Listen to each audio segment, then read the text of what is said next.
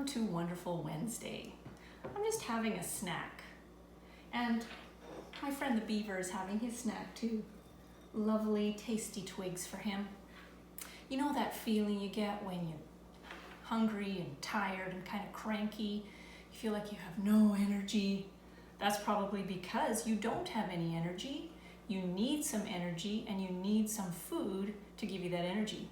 That's why I'm having my snack right now. You know, when we eat food, especially good healthy food, the energy from the food is converted into energy for our body cells, which is what we need when we're moving and playing and even to think. We need that kind of energy.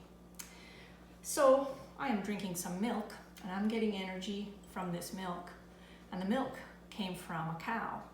But where did the cow get her energy? Well, cows get their energy from eating grass. And I'll just grab my pictures.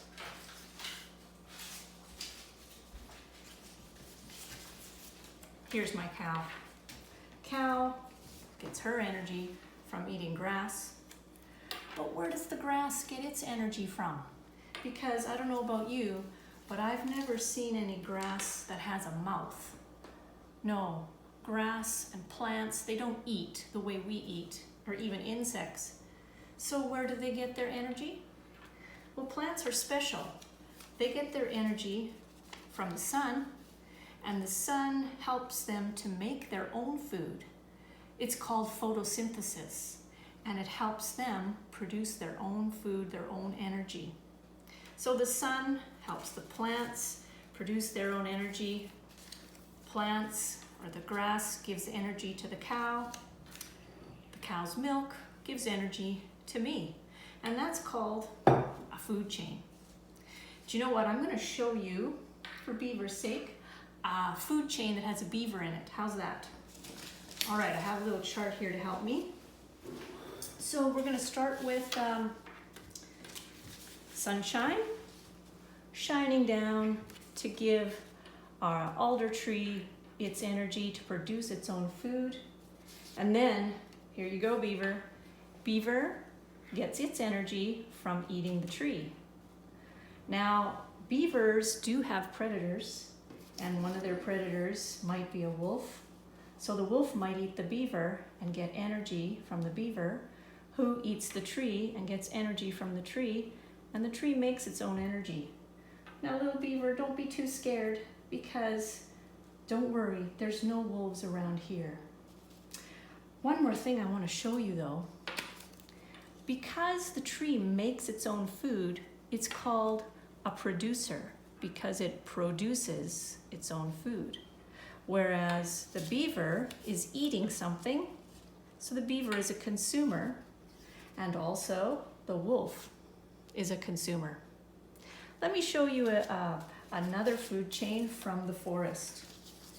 Here we go. Let's say this is a oak tree, and the oak tree produces its own food using energy from the sun. And who loves to eat the acorns but our friend the squirrel? Squirrel gets her energy from eating the acorns. And then squirrel might be dinner for a raccoon.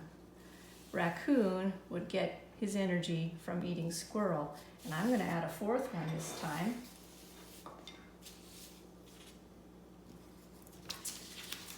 A wildcat might, or a bobcat, might be interested in having raccoon for dinner. So this would be another consumer. And food chains can be quite long or short. But it always starts with a producer. Now I will show you that sometimes it gets a little complicated because animals don't just eat one thing. They might eat a lot of different things, and that is called a food web. Take a look at this food web. We have, of course, beavers eating different kinds of leaves and trees. They might be eaten by a coyote, but a coyote might also eat a mouse who might eat grass. But the mouse also might be eaten by the hawk.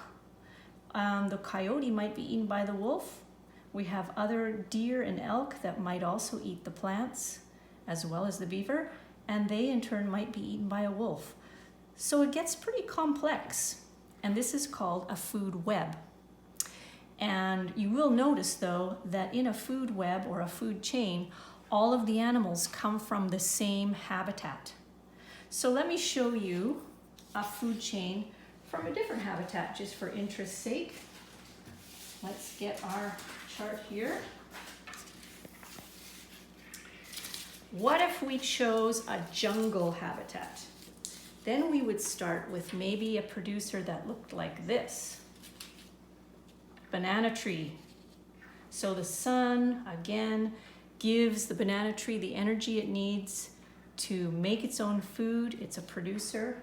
And who might love to eat bananas? A monkey might. So the monkey would get its energy from the bananas. What might like monkey for dinner? Perhaps a jaguar.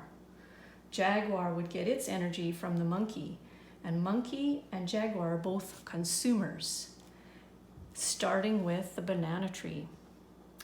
A nice jungle food chain. Every habitat has its own food chains and food webs. Something else that's kind of interesting when you think of producers, the plants that start the food chain. Have you ever gone to the grocery store and your mom or your dad says, "Oh, I need to get some produce from the produce section"? Well, you can think produce, producer. Produce, producer, plant. So when you go to the produce section, you're going to be buying things that are plants, like apples, or maybe lettuce, or maybe zucchini, or maybe peppers, maybe beans. We all love different kinds of produce, and produce starts the food chain. So this week I have 3 challenges for you, and you will see that there's a link after my video for you to watch another video. So you're going to watch a video about food chains, and then there's a link to play a game on Brain Pop Junior. And I hope this link works for you. Let me know, because it's a really kind of a cool game where you get to build food chains. And finally, the third thing, you're going to make your own food chain. Might look something like this. First, you have to figure out what habitat you want to choose. Ocean, desert, jungle, forest, Arctic. And then you're going to build at least a 3-box food chain. Of course, it always has to start with a producer, some kind of plant, and then at least 2 more consumers. You can find information about food chains from different habitats by looking on National Geographic for Kids or some other websites that your parents give you permission to look on. Ask them for help. And I'm going to look forward to seeing what kind of food chains you guys come up with. Bye for now.